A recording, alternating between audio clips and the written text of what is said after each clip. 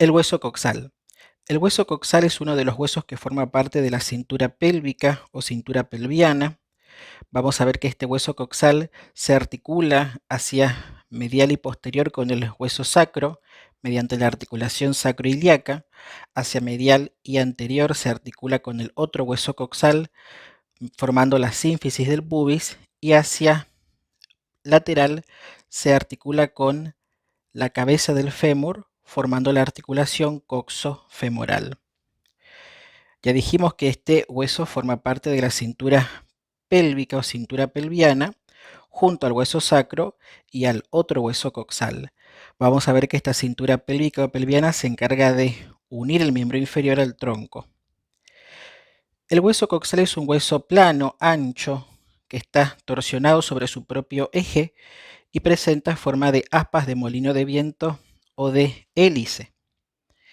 Vamos a ver que este hueso, el coxal, está formado por la fusión de tres huesos, que son el hueso ilion, el hueso pubis y el hueso isquion. Se fusionan en esta gran cavidad articular que es el acetábulo. Vamos a ver que este hueso para su estudio presenta dos caras. Esta es la cara medial, esta es la cara lateral. Va a presentar cuatro bordes: borde superior, borde inferior, borde anterior y el borde posterior. También va a presentar cuatro ángulos: un ángulo antero superior, un ángulo antero inferior o ángulo del pubis, un ángulo postero superior y un ángulo postero inferior. Vamos a empezar a desarrollar entonces la cara lateral. La cara lateral de este hueso va a estar formado por tres componentes: la cara glútea, que es la que estamos viendo, el acetábulo y el agujero obturado. Vamos a ver que la cara glútea va a estar dividida en tres segmentos por las líneas glúteas. Esta es la línea glútea posterior, esta es la línea glútea anterior. Los tres segmentos van a ser el segmento posterior, donde se inserta el músculo glúteo mayor, el segmento medio, donde se inserta el músculo glúteo medio, y un segmento anteroinferior, donde se inserta el músculo glúteo menor. Por debajo de la inserción de este músculo glúteo menor va a estar el surco supraacetabular, por encima del acetábulo, donde se inserta el tendón reflejo del músculo recto femoral. Vamos a ver que existe una línea glútea inferior, ¿no es cierto?, por debajo de la inserción del músculo glúteo menor, según Gegenbauer. Vamos a hablar ahora del acetábulo. El acetábulo presenta dos grandes componentes. Va a presentar la fosa acetabular, que es lisa, cuadrilátera, no articular, y la cara semilunar, que sí es articular, aloja la cabeza del fémur. Este acetábulo está delimitado por el limbo acetabular o borde acetabular, ¿no es cierto? Y va a tener tres escotaduras: la escotadura iliopúbica, la escotadura ilioisquiática y la escotadura acetabular o escotadura isquiopúbica. Acá puedo marcar también a lo que es el tubérculo preacetabular, ¿sí?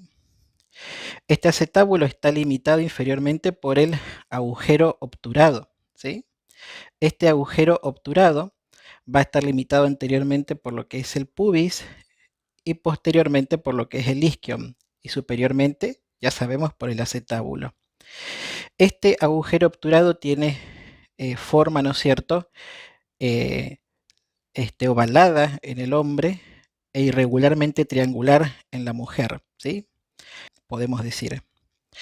Vamos a ver que este agujero obturado, ¿sí?, va a presentar acá un surco, que es el surco obturador, por donde pasan vasos, ¿sí?, vasos obturadores y el nervio obturador, ¿sí? Muy importante que lo recuerden. Se puede ver mejor este surco obturador desde la cara medial. Muy bien. Vamos a ver que Este agujero obturado está limitado entonces por el pubis anteriormente.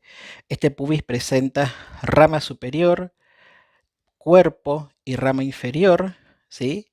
Y por el isquion posteriormente, que presenta cuerpo, ¿sí?, del isquion y rama del isquion. Cuando se une la rama inferior del pubis y la rama del isquion, forman la rama isquiopúbica o isquiopubiana, ¿sí? Vamos a ver que en la cara lateral del pubis y el isquion van a haber inserciones musculares, ¿sí? En la rama isquiopúbica, por ejemplo, se articula el músculo grácil inferiormente. Superior a este se inserta el aductor mayor, ¿sí?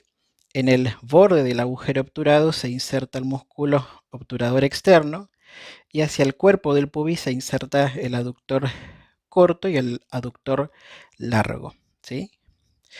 Vamos a ver en el isquion, se va a insertar también, ¿no es cierto?, a este nivel, el aductor mayor, el obturador externo, y vamos a tener acá, ¿no es cierto?, el cuadrado femoral.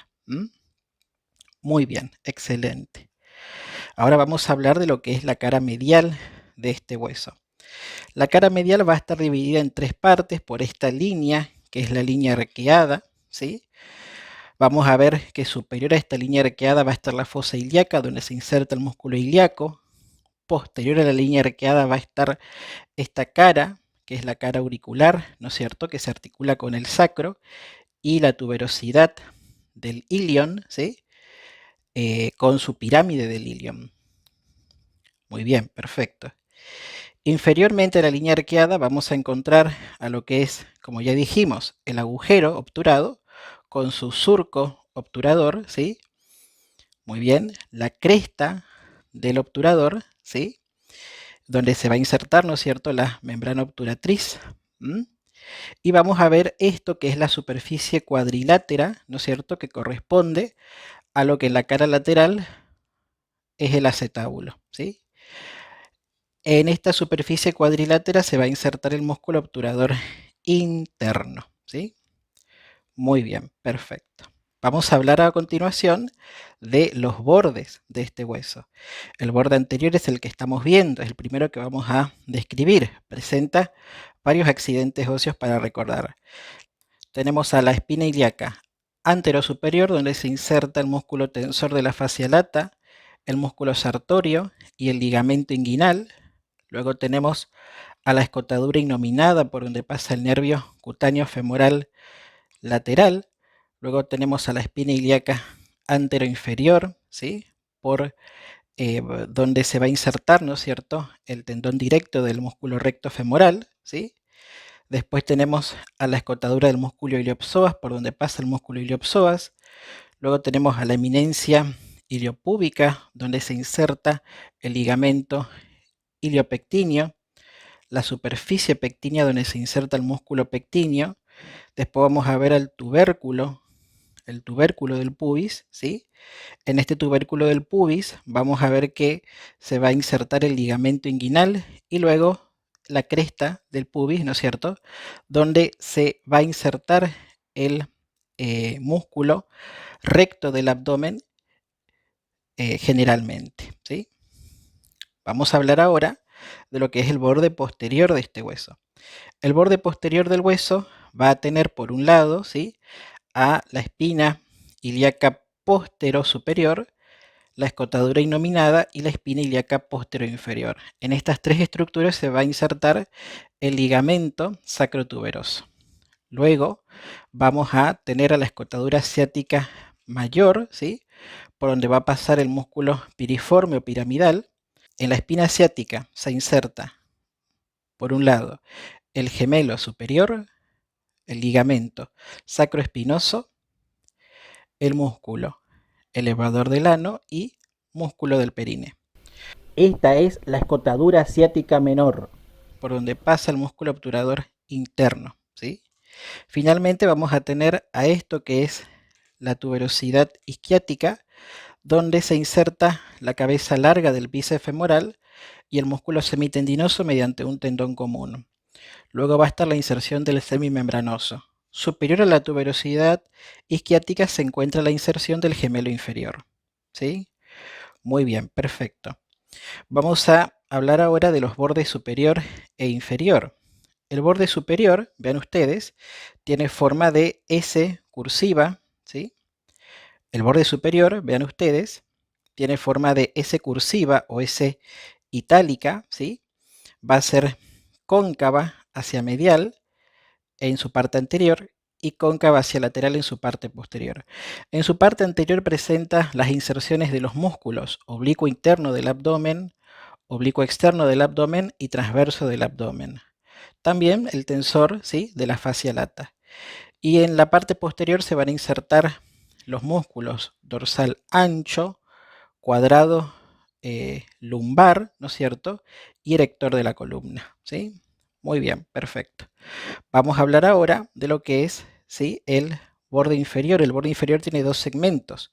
Un segmento es anterior, ¿sí? Este segmento anterior es articular, es la cara sinfisaria, ¿no es cierto?, ¿sí?, articular. Y después vamos a tener a el segmento posterior, que tiene un labio lateral y un labio medial.